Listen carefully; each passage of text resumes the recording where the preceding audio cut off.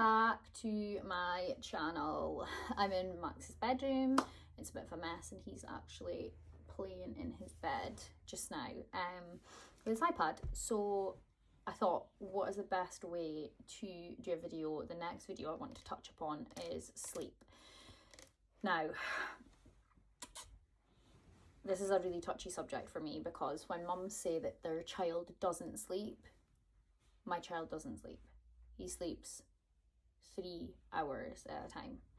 Now, I've seen me outside of my back garden where we've got like a play little shoot and climb mountain for Max out there at 2-3 in the morning. Last night Max slept for 3 hours, so I am physically exhausted. But you've still got to get up and entertain him all day because he's got so much energy. So when Max was a baby, he never slept. And I just thought he had colic, then it was a dairy intolerance, then it was he'll sleep when his teeth come in, then it was he'll sleep when he walks because it'll tire him out. He'll sleep when he's active all the time, when he is in his baby walker. You know, it was just, there was always an excuse of every milestone of when Max was going to sleep and when he wasn't, like, he was going to turn a corner, shall we say. And it just never really seemed to be happening. I was physically drained. I don't think I've ever been so tired in my whole entire life. I would have taken a baby, sleeping 3 hours, bottle feeding them, and then them going back to sleep any day. That was the easy part. Max literally would never sleep. So I kind of started noticing something wasn't right with his sleeping patterns when he was about 8 months old. And I would have to take him out in the buggy sometimes at like 2-3 in the morning, out in the pitch black. And I remember I used to be quite scared to be like out walking with him, but it's the only thing that would settle him. He genuinely sometimes wouldn't go back to sleep, but it would just calm him down. Now, I obviously have Lily as well, who was going to school, so it was really difficult for me to keep Max in the house when he was crying and screaming and, you know, all the rest, because it would wake Lily up and disturb her for her school. So, you know, it was a battle, and my husband had work, you know, and I wasn't working, so I just used to take myself out of the situation and go for a long walk with Max in a buggy at ridiculous o'clock. My neighbours must have thought I was crazy, but that is just what it's like to live with a child that is on the spectrum. They just don't sleep. They've got copious amounts of energy, and it's just a never-ending battle to get them to even rest. Basically, what happened was I kept on going to my health visitor and saying, listen, my baby's not sleeping, and, you know, she would come away with all these excuses. And he got to 1 and he started walking, and everyone was like, oh, he's gonna start sleeping, you know, when he starts walking, because he's gonna be running around and burning off all his energy. Max did not sleep when he started walking. So I was like then thinking, right, something is really, really wrong, because there was times where before he could actually walk, I used to think he had too much energy, to the point where I was like, right, I'm going to take his actual baby walker that was in the house, that's for in your house, and I'm going to put him in it at like, I think he must have been about 9-10 months, and I'm putting him in it and I'm going to walk down, and we've got like a tarmacked kind of, we live in a nature reserve, so it's basically like a walk that has got all tar and it's all new, the path. So I thought his baby walker will be fine in that. And I used to take him, and it was a really long walk, like a good 20-minute proper walk for an adult.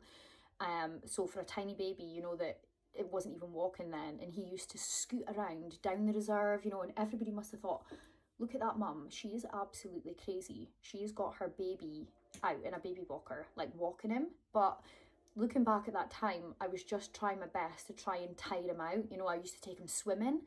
So I would go to the gym, and then I would put him to his little toddler group, and then I would take him swimming and think, oh my God, he's going to be zonked. Most babies would be zonked after swimming. Not Max. So I got to the point where everyone started really worrying about me. You know, I was living on coffee, exercising excessively to kind of compensate for just the mental torture of not sleeping. It then got to the point where obviously we started seeing little traits of autism and stuff around 16 months, and his regression kicked in, and then obviously we got referred to the child development team and the neurologist. The neurologist then prescribed Max to have some melatonin, and was the first person that acknowledged that he needed to sleep and he was going to try and help me. So he prescribed him melatonin, and I remember walking out of the hospital with the melatonin prescription and thinking, this is my golden ticket. Like, I literally felt like Charlie in the Chocolate Factory, you know, when the ticket, I thought, oh my god, this is a sleeping tablet, this is going to help him sleep. I'm going to go home and I am going to have the best night's sleep of my life tonight. We gave him the melatonin and it did help because he was knocked out really quickly. 4 hours later, he woke up. Honestly, the devastation, I thought maybe it takes time, you know, to build up in his system, you know, and it'll just take a little while, you know, and it just was never happening. So we went past about a month, and sometimes it would work and sometimes it wouldn't. So I think with Max, his sleeping anyway, he goes through a cycle. So he goes through cycles where he will genuinely sleep quite well for, well, I say quite well, but 6 to 7 hours for a week, and then that happens every 6 weeks, and then never again, you know, so for another 6 to 8 weeks. So I do kind of get a little bit of a recharge every so often, but the melatonin, we've been giving him it and giving it, and I now feel that it doesn't do anything for Max. Now, it might work for other children, but with Max, he doesn't have a problem getting to sleep. Max's problem is staying asleep. His brain is so overactive that he can't stay asleep. So I'm now at the point where I'm like, right, I'm giving my son medication, which I don't like doing anyway, every single night, and it's not doing anything. So I've stopped it. So we stopped it last night for the first time. So he is on no melatonin, and I'm literally just off the phone from the pediatrician, who's Max's consultant, just 5 minutes before I've started this video, and we are going in on the 20th to do a medication review with her. And I was talking about, I spoke to a woman that was down south on TikTok, and she was telling me about it's basically a sedative called Phenergan. I don't know if anyone will come, like, I'm going to switch my comments on. I don't know how to do that yet. I'm going to have to wait till my daughter's back. But I want to know if anyone's used Phenergan as, you can see him here, as like a short-term sedative, to see if that'll help him. So the pediatrician said that is one option. And also this other drug beginning with a C, I don't know what that is. It's a slow release, but it's in a tablet form. He's 2 years old. They said that they can crush it, but I just don't know how I would manage to get it into his body. You know, I'm thinking maybe a Nutella, spoon of Nutella. He loves Nutella, and put the crushed tablet in with the Nutella. But I mean, I don't know. So we're going in on the 20th. Hopefully that'll be a positive meeting, and we'll get some answers with his sleep. It sounds really bad, but the more mums I talk to, the more mums I realise that this is just my life. Like, he is never going to sleep. Luckily, I'm not the best sleeper anyway, but I think I would quite like more than 3-4 hours, because I get to the point where I am physically exhausted. It affects everybody's relationships in the house. I'm going to bed at a ridiculously early time. My husband's staying up later, you know, like my daughter's like going, sometimes I'm in bed before Lily, you know, and she's 12 years old, you know, because I've got to physically get some hours sleep before he's up at 2 in the morning, you know. So the dynamics in our house have changed so much, you know, like, it's such a shame sometimes that I'm saying, right, Lily, you can stay up till 10, but I'm gonna wait to bed, you know, like at 8, because I'm exhausted. As soon as Max is down, or if Peter's gonna look after him, I've got to go and rest. So, you know, there is that side of things as well. It's just really, really tough. But that's where we are with the sleep situation, and I thought I would just touch on that. I've tried weighted blankets, I've tried lavender on this pillow, we've tried all the sleep routines, you know, bath before bed every single night, keep it in a routine. I've done everything. So I appreciate every single person like trying to send me little things that might help, but nothing works. I mean, we're now at the point of he needs medicated. I can see it from a mile away, you know. If there's something that can be researched and looked at and tried, I've done it. So there is absolutely nothing. There is absolutely nothing that will knock him out. We always laugh and joke and say that the only thing that we could possibly get to knock Max out would be a horse tranquilizer, because he's just got so much energy. But this is his room, so this is his little sensory wall. He's got a bubble machine, and he has got a cute little bed. We got that from IKEA, and we got the stickers because it's all like a jungle theme. We got the stickers from eBay. So he's got a nice calming room, you know, and sometimes Max is a sensory seeker, so sometimes understimulation can actually cause his behaviour to be worse, you know, so we've got to kind of balance it out. It's a hard situation to be in. But the next video I'm actually going to post is going to be about his speech. And I just got given this from, I'm doing a course. I literally hate studying and I hate anything to do with reading and stuff because I'm just not academic at all. But I've got to read through this, and I've signed myself up to do the Hannon program, which is the More Than Words course, just so that I can understand Max better, help him speak. I'm just desperate. So every Monday morning I am going to be on this course for an hour and a half after Max gets dropped at nursery. So my next video I am going to post is about Max's speech delay and what I found tips on how to actually help with communication.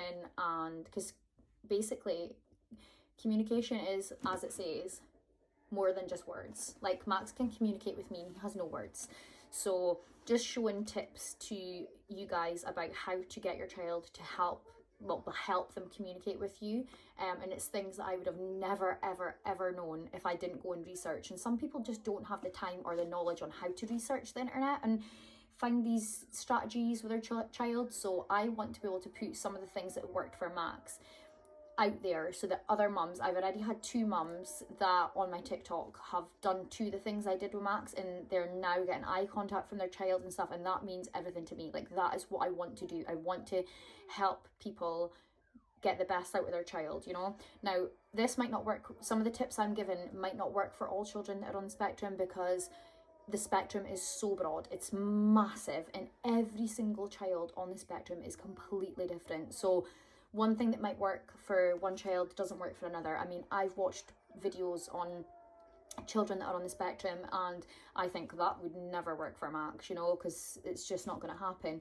And then there's one video that would definitely work for him, you know. So just because I'm saying these things, it might not work for your child, you know. It's just, I want to put my experience in our family life and things that have worked for us out there. So I'm also going to do another video, I might actually do it just recorded right now after, while Max is behaving, on his sensory toys and toys that I recommend that are amazing for children that are on the spectrum that don't play with toys.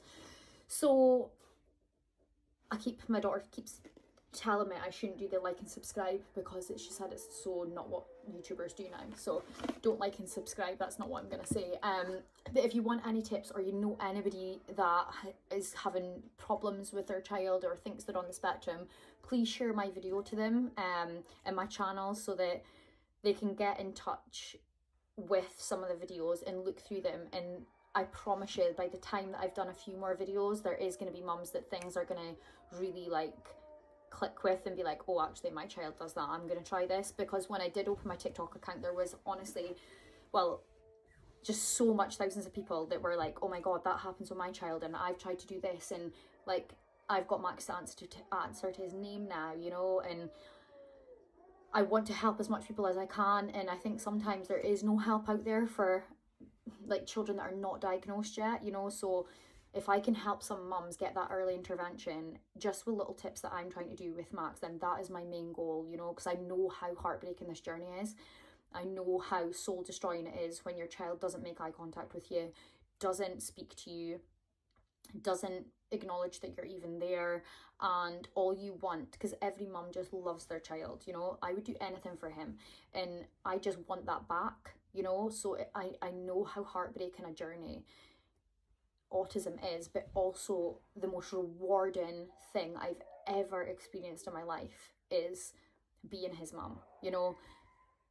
I would have never thought that him walking up to me, holding my hand and pulling me towards the sink to get him juice would make me want to cry, you know? So there is so much small things that he is doing that I just, me and Peter, we both, our eyes fill with tears if he picks up his fork and puts food on it, you know?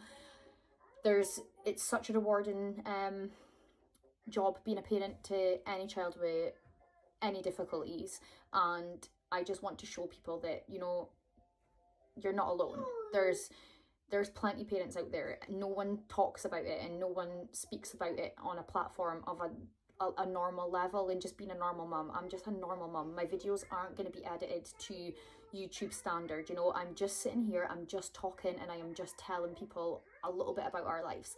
At the start of every video, I'll probably put in a little bit about what we've done that day if I vlogged, and show Max, obviously, because everybody wants to know what he's like. And I want to show his side off and what we do with him. So I hope that everybody's enjoyed my video today, but I'm going to go and do a toy one, and I will see you guys later. And if any mums ever need any advice, you know, my inbox is always open on Instagram. It's Stephanie Vavron, Max, I think it's 31_Max's voice or something like that. I'll put it up here just now. My inbox is always open. And I always reply. I always try and reply to most people. And any help or advice you need, even if it's just to rant about how hard it is, or you're so tired and no one else understands, I understand. So like and subscribe. I shouldn't say that, but like and subscribe, and I will go and get another video made.